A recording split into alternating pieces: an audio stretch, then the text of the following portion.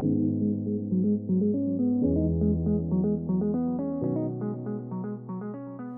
afternoon. My name is Jamie Soboleski. I'm here today to tell you about Iosco County and our county-wide recycling program, which is currently in the planning stages of phase 1.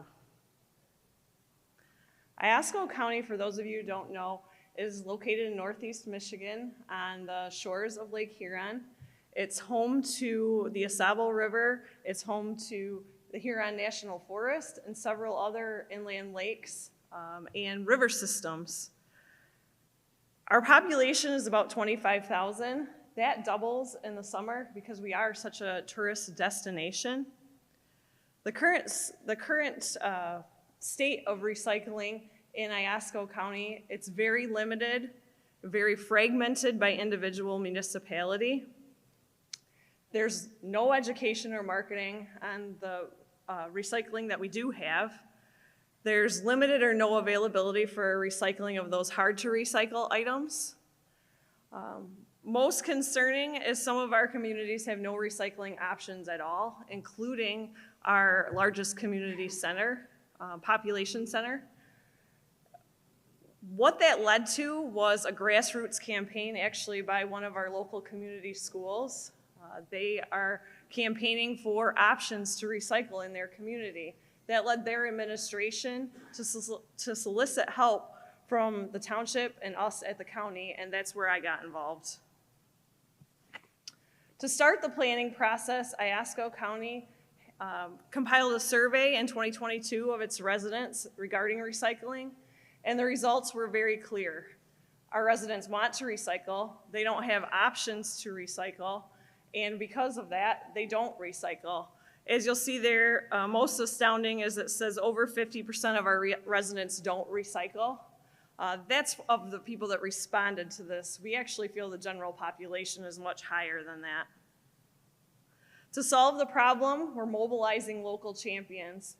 We've established a recycling advisory board at the county level and are collaborating with our NEMCOG planning region counties on a solution.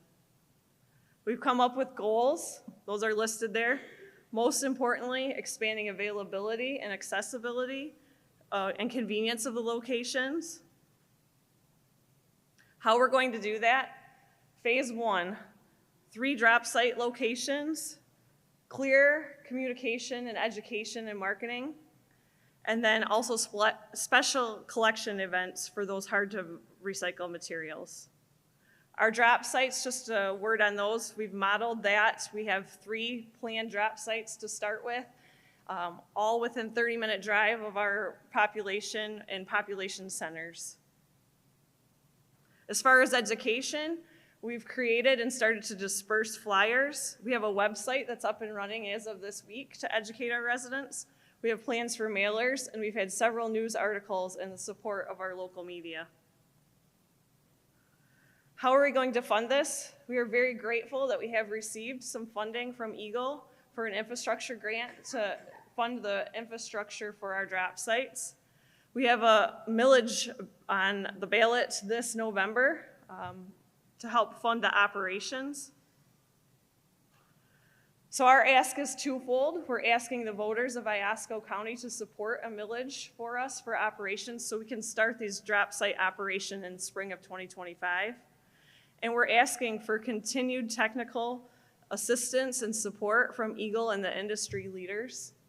We need to keep Iosco beautiful. This is 3 pictures from Iosco County.